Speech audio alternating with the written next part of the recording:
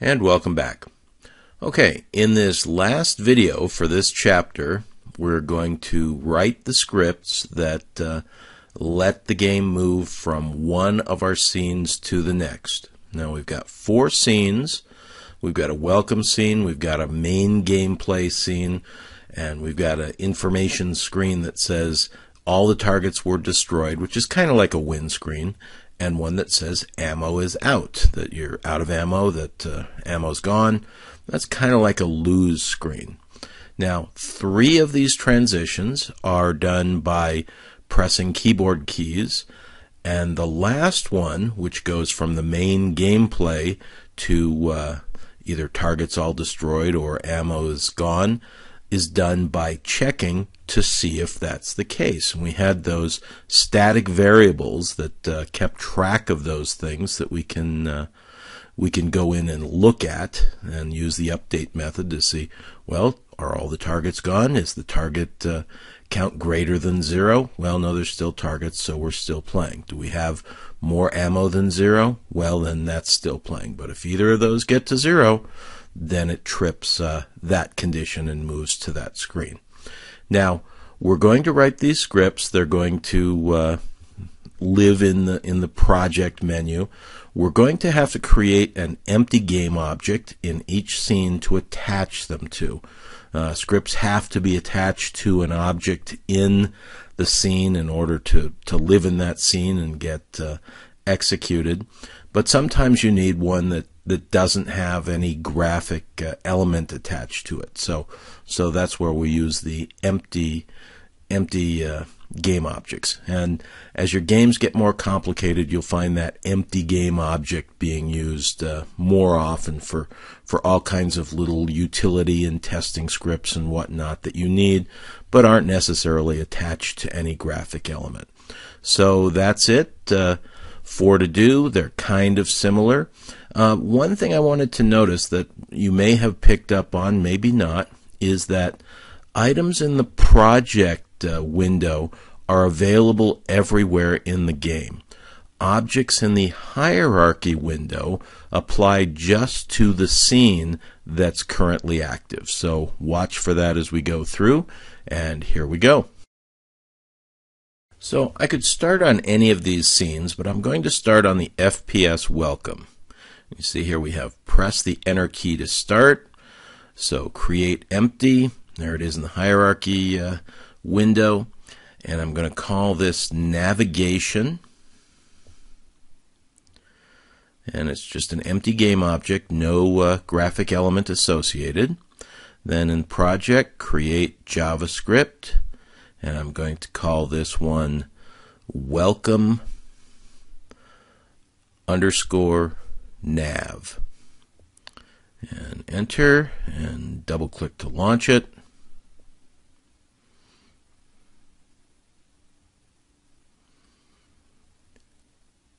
And sooner or later, there we go, and click to our tab. There it is, the update function. So we're going to come in here into the function, indent a little bit. Remember, all this formatting is just for your benefit for readability. So input dot get key, and I'm going to use get key up. So when the key is released, open parend, key code, and you can use any key you like, but we said we're going to use the enter key in the instructions, and the enter key, the key code is return, and close the parens, open curly, enter to come down to the next line. I'm indenting, then application dot load level, and open parend. And this is where we could reference these levels by those index numbers or by the name. And remember, I said the names are a little bit slower to use as a reference, but microscopically and much more readable to use the names rather than some index number. So I'm going to outdent that just because I like it like that, and save it. And then we can close the script editor. Our welcome nav is done, but we still need to attach it to our navigation object. So we'll just come in here, drag it to navigation, and then we'll save our scene. And let's just run it and see if it works. There we go. Click the key, and there it is. So all good. So that's 1 down, 3 to go. So now the next one we're going to do here is, let's see, we'll come in, and let's close these GUI elements to just make the list shorter, is the ammo out. So there it is. We've got 2 different keys, the enter key to restart and the escape key to exit. Create our JavaScript, and I'm going to call this endgame_nav, and enter, and double click on it to launch the editor. Here's the editor, and click on the tab. There it is. And we could have actually just cheated and copied this first input if statement, but we're going to type it again. It's kind of a wax on, wax off. So input dot get key up, again when you release the key, open paren, key code dot, and this is return, which we call enter in the instructions. Most people kind of know it as the enter key. Most keyboards it's printed as enter, but application dot load level, and this time the game is ended, but we're going back to the start. This is replaying, so FPS_welcome. Remember, this had an index of 0 for the welcome screen, but much more identifiable as FPS welcome when you're trying to read the script. So now we have our quit. So if input dot get key up again, and this time we're using the escape key. You can use any key you want, anything that makes sense to you. So key code dot escape, and our closing parens and our opening curly, and then come down here, and then application, and this time we're not loading a level, we're quitting. So application.quit, open close paren, semicolon, come down to the next line, closing curly, outdent this just for me for readability here, save it, and close the script editor. And now this time we did the script first, so we still need our game object. So game object create empty, there it is, and I'm going to call this navigation again. Remember, these are unique to the hierarchy for each scene, so they can all have the same name. We're going to drag endgame_nav script to navigation, and then there it is. It's all set up. So we just come in and save our scene, and now we have 2 down. So come to the targets destroyed, and game object create empty. This should be starting to get kind of familiar. So we're going to rename this one, yes, you guessed it, navigation. Enter to finish that. Okay, and now we get to be just ever so slightly lazy. If you look at those two instructions there, press the enter key to restart, press the escape key to exit. Well, that's the exact same 2 instructions that we had for the ammo out scene. So we can use the same script exactly that we used there. And remember, all these scripts are available all the time in the project window. So all we have to do here is come over to the project window, take the endgame script, drag it to navigation, there it is attached, and voila, 3 down. Save scene, and now we're ready for the last one. So FPS main, and this is the one where we're going to actually do a little more coding. So create empty, and again we'll call it navigation. A little more in the hierarchy window here for our main game screen, but no difference.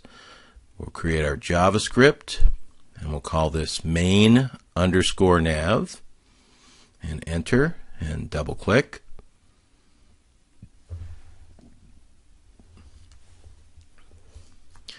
And there it is. We'll click the tab for it.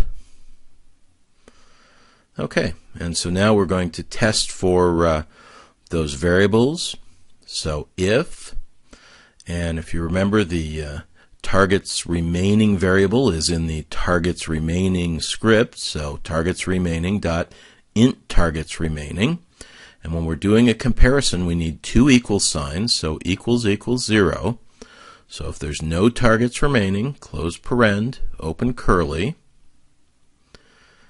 Then we're going to do application dot load level, and open parent, double quotes, FPS underscore targets destroyed. Close quote, close parent, semicolon, go down to the next line, and in curly, move it out, come down. Now here's our next test. Now, you notice I put the targets destroyed one first. You might think, well, what's the difference? The difference is you may, or the player may, destroy the last target with the last projectile. So you want them to get the good message rather than the bad, sort of good news, bad news. So there we go. If ammo remaining dot int ammo remaining equals 0, application dot load level, and this time if we get here, we do want that FPS underscore ammo out, and closing quotes, closing parent, semicolon, closing curly, and outdent that just for a little formatting deal. Save it, and then we can exit the script editor. Then we just have to drag the main nav to navigation, and there it is, all attached. Looks good, looks fine.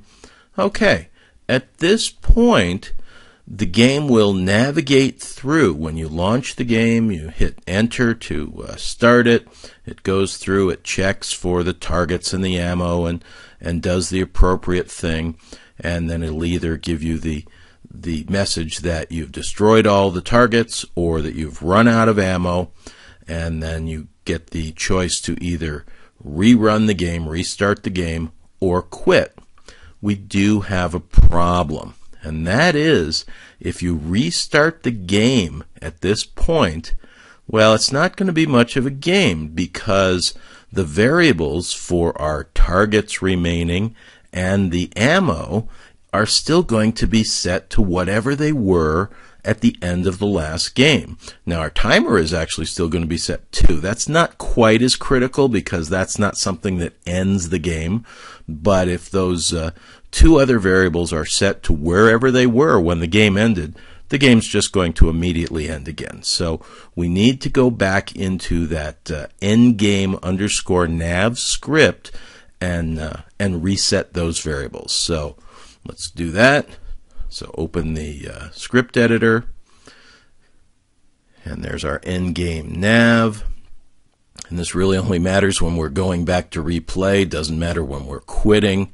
So we just come into this one if test here, and we'll take our ammo remaining dot int ammo remaining.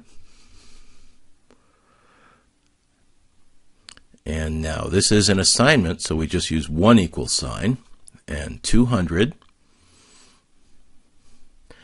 And then we need to reset the targets as well. So we have our targets remaining dot int targets remaining.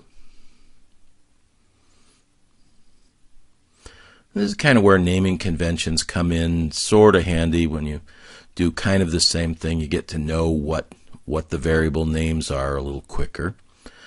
And then we're going to reset the time just so things work well. So timer dot, think we call this one time count, and just set that to 0.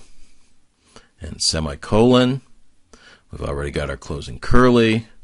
We'll just come up here and save it and close the script editor. It's already all attached, so we don't have to do that. Just save our scene and save our project, and there it is. Okay, so at this point we now have a game that, as long as you coded it all right, you have to test that, it should start, it should play, it should give you the end screen, it should let you rerun, reset the variables, and you can play it all day long. You know, at some point you're going to want to add more, but we've gotten to the point now that we have a completely playable game. The only thing we have left to do now to have somebody else play this is to roll it out, to create some sort of exported package to let them either play it on a computer or play it on a computer as a local executable file, or play it over the web. And so that's what's left to do, and that's what we'll get to in the next chapter.